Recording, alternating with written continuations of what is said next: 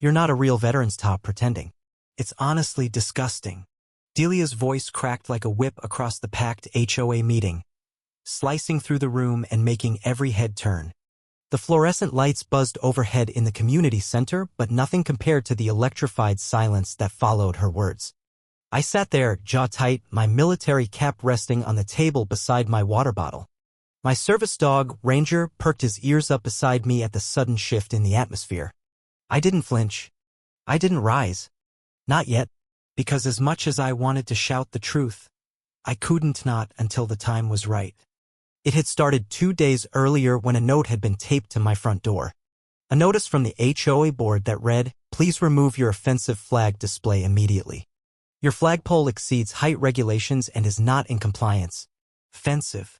The American flag was offensive?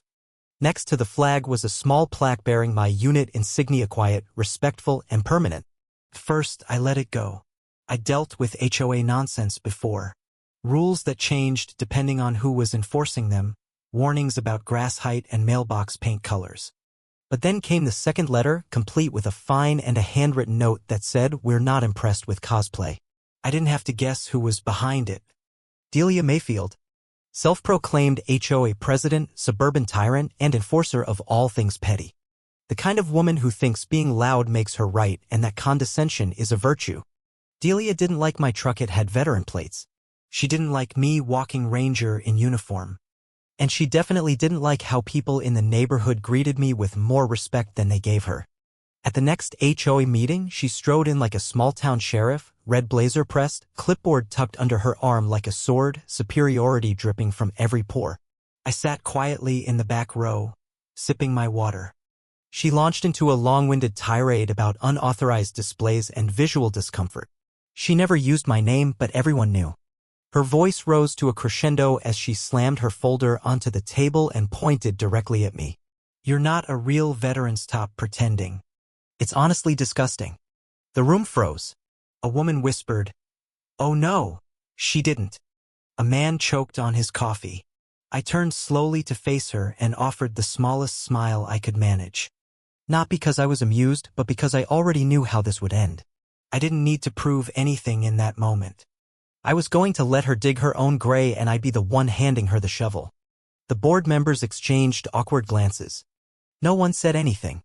I picked up my cap, brushed off a bit of lint, and said calmly, "Thank you for your input." Then I stood and walked out. In the parking lot, Delia was waiting for me. She was giddy, high on the sound of her own voice. "You know," she said, stepping in front of me, "you're going to get fined. And probably sued. Stolen valor is a federal crime, sweetie." I gave her a polite nod. "You're absolutely right. You should report it to the proper authorities." She beamed like she'd won something. That's when I knew she had no idea what she was about to set in motion. The next morning, I walked Ranger past her house. The blinds twitched.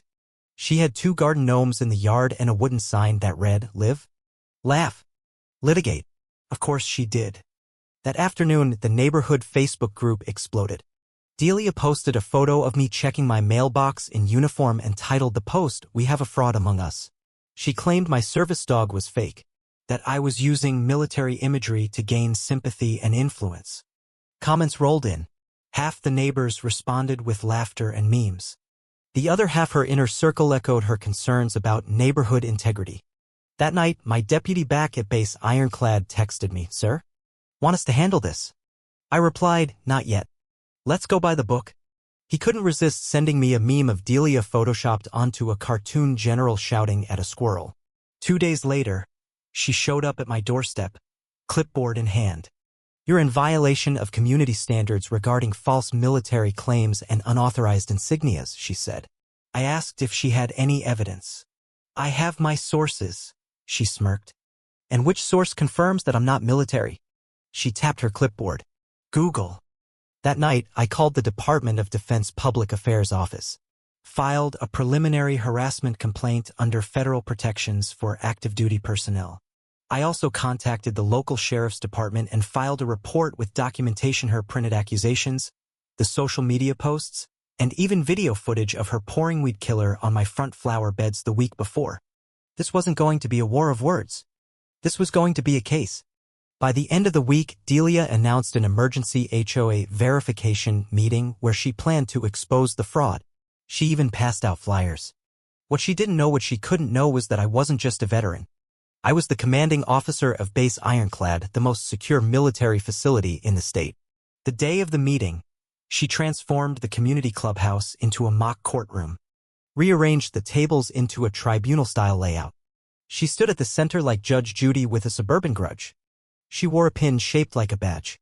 I think it came from a Halloween clearance bin. I arrived on time, calm and composed. Ranger walked beside me, leash loose, tongue out. We took a seat near the back. Delia cleared her throat and launched into another speech about duty, about honesty, about how the neighborhood had been deceived by a cosplaying imposter. Then she introduced her guest expert, a man named Ron, who she claimed was a Valor investigator. He looked more like a guy who sold bootleg DVDs out of his trunk. He mispronounced DOD 3 times. People in the back snickered. Delia turned toward me and said, "Now we'll give the accused a chance to speak. If he dares." I stood up, walked to the front, laid a thick folder on the table. Inside, my Department of Defense credentials, active duty ID, command verification letter, base documentation, commendations, and a formal legal warning outlining the consequences of falsely accusing a federal officer. I read it aloud, word for word. Delia's face lost all color.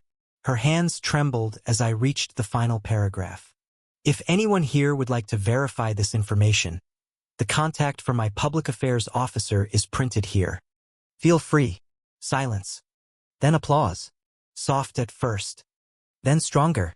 The retired Navy officer in the back row stood and saluted. I returned it. Delia stammered something about forgery and privacy, but no one listened. One board member stood up and said, "I move that we dismiss this accusation and issue a written apology." Seconded. Voted.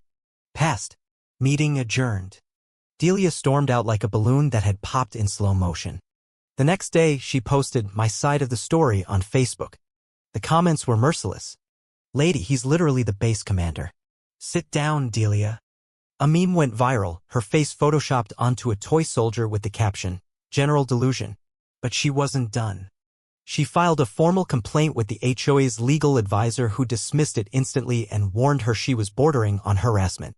Behind the scenes, I forwarded everything to the Department of Defense's legal team, the district attorney's office, and a military legal aid group. All 3 launched formal reviews.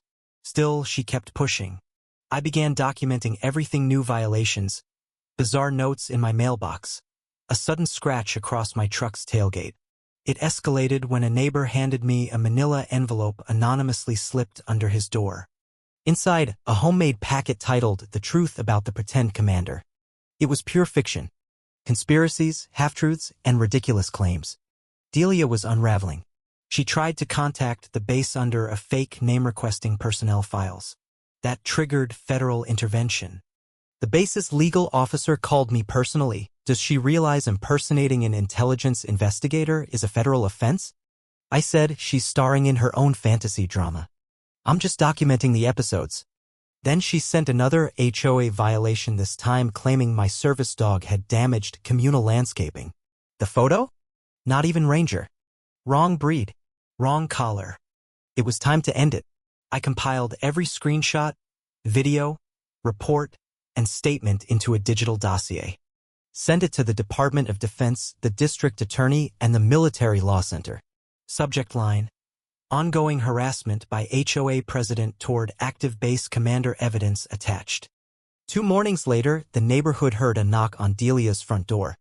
Military legal officers served her an official notice: harassment of a federal officer, impersonation of intelligence personnel, and defamation with malicious intent. She opened the door in curlers and a robe. Her mouth fell open as she read the letter. It wasn't just a warning. It was a legal reckoning. Later, she tried to spin it called another emergency HOA meeting. Only 4 people showed up. 2 just wanted to watch the meltdown. That same week, the HOA board held a private vote and removed her from the presidency, effective immediately. A new clause was added to the bylaws, strict provisions against targeting veterans and service members. Neighbors who had once stayed silent began shaking my hand. One posted, "We owe Mr. Logan James not just for his service, but for his patience. He handled what none of us could. I said little. Just nodded. I didn't need to gloat. Justice wasn't loud. It was permanent. 2 weeks later, Delia's house was listed for sale. No farewell party. No public apology. Just silence. Her replacement, a young couple with a golden retriever, brought lemonade to the block party. The porch where drama once festered now had string lights and laughter. At the next HOA meeting, the room was full. No shouting. No accusations. Just neighbors. When it was time for open discussion, someone asked if I'd say a few words. I kept it simple. Service doesn't stop at the gate. It lives in how we protect each other. From enemies foreign and sometimes domestic. Applause.